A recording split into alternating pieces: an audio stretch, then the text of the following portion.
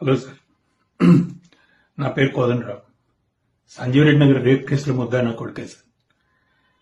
Sir, ఏడాదిన్నరగా ఈ case విచారణ జరుగుతోంది.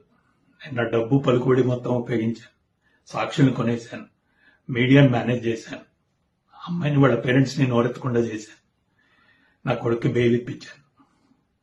పోయిన వారం వాడు బెయిల్ మీద ఇంటికి తిరిగి వచ్చాడు సార్. ఫ్రెండ్స్ కలిసి బీర్ పార్టీకి అని బయటకు వెళ్ళాడు. నేను చాలా రోజుల తర్వాత హాయిగా ఇంట్లో నిద్రపోయాను. అర్ధరాత్రి ఇంటికి తిరిగి వచ్చాక నన్ను లేపి గట్టిగా కావలించుకొని అన్నాడు సార్, డాడ్, నీ సపోర్ట్ ఇలా ఉంటే ఎన్ని రేప్స్ అయినా చేసి తప్పించుకోగలను అని. నాకు అర్థం కాలేదు సార్. ఏం నువ్వు మాట్లాడుతోంది? Yes dad, I rape dad. ఒకటి కాదు, రెండు కాదు, 3 సార్లు చేశాడండి సార్. హీ వాజ్ ఎక్సైటెడ్, చాలా ఎక్సైటెడ్ గా వర్ణిస్తున్నాడు దాన్ని.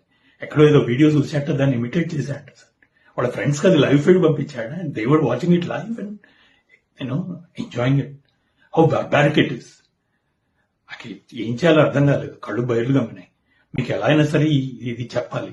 అందుకే నా లాయర్ని కూడా కన్సల్ట్ చేయకుండా మీకు వీడియో రికార్డ్ చేసి డైరెక్ట్ పంపిస్తున్నాను. సార్, ఇప్పుడు చెప్తున్నాను, నా కొడుకు రేపిస్ట్. వాడు అమ్మాయిని రేప్ చేశాడు. ప్లీజ్ వాడిని కఠినంగా శిక్షించండి సార్. నా లాయర్ వాదిస్తాడు, వాడి అఘాయిత్యం చేసే టైంకి వాడి వయసు 17 years, so treat him as a minor అని. No sir, is not a minor. వాడికి ఫస్ట్ సెక్షువల్ ఎక్స్పీరియన్స్ 2 ఏళ్ల క్రితం అయింది సార్. He was 16 then. వాడు మైనర్ ఏంటి?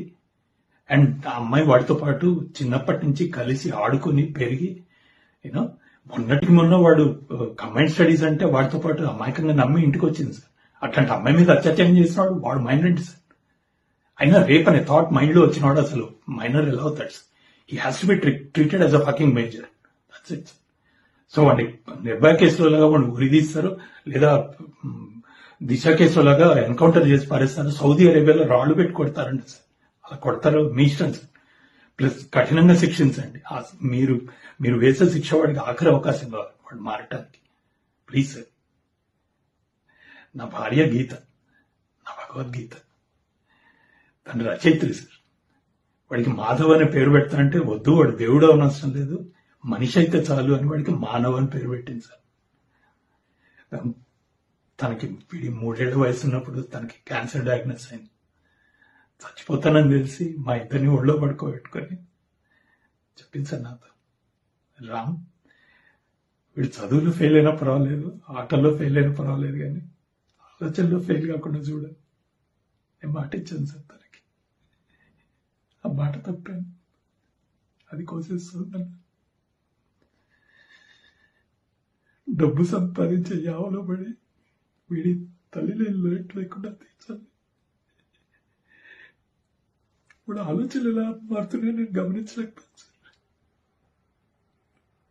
తనకి ఇచ్చిన మాట తప్ప ఇవాళ చచ్చిపోయింది.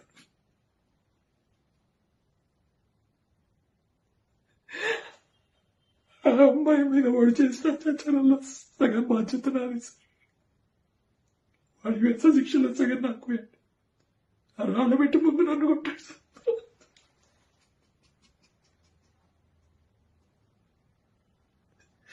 Thanks for watching. Please subscribe our Spy News Live channel.